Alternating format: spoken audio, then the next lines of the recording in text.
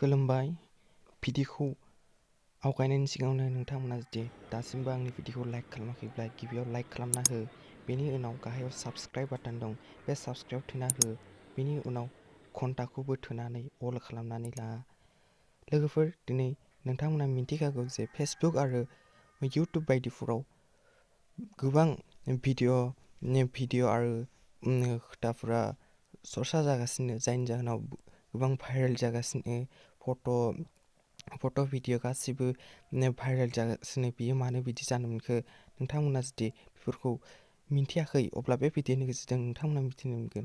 थारैनो नोंथांमोना जुदि बेफोरनि सोमोन्दै मिन्थिनो लुबैदोंब्ला बेयो जाबाय जोबोद मोनसे गिख्रंथाव जाथाय जादों। मानो होनब्ला बेयो जाबाय गावनि बिएफजों नागारजानायनि जोहैआव गावनि बिएफआ बिदि खालामदों, ओमफ्राय बिदिनो नागारजानायनि जाहोनाव बिएफआ बिदि हगारना होदों आरो बिथाङा दिनै बेबादि हालोदाव जानो नांदों। थारैनो बिथाङा जानो हागौ जोबोद दुखुआव दं आरो गोबां फेसबुक बायदिफोराव नुनो मोन्दों बिथाङा रेप जानाय बायदि खोथाफोरखौ नुनो मोन्दों। थारैनो बियो नंखाय। थारैनो बिथाङा रेप जायाखै आरो फेसबुक बायदिफोराव बिदि दाहोसै आरो जायफोरा दा गावनि बिएफ बायदिफोरजों मोजां मोनलायनानै बिदि खामानि दामाव दा खैफोदखौ नुनो मोनबाय नोंथांमोना गावनो गाव।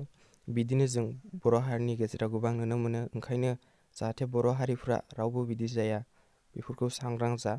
आजिखालि टेकनिकेल जुग, जानो हागौ टाइमाव नोंनि मबाइलनिफ्राय सोर मा लांदों मा लाङाखै बेखौ नों गावनो मिन्थिया।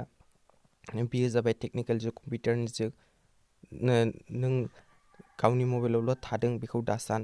नोंनि मबाइलनिफ्राय से सेकेन्डनि गेजेरावनो नोंनि भिडिअ' फट'फोरखौ लांनोबो हायो। ओंखायनो बेफोरबायदि खामानियाव दा आगान हो। नोंथांमोना केमेरा बायदिफोरखौ नोंथांमोना बिनि जानगाराव था। मानो होनब्ला जों माखासे भिडिअ आरो जों माखासे फट' खेबो आरो बे फट' खेबनायनि जोहैदों नोंथांनि फट'आनो भाइरेल जानो हमो।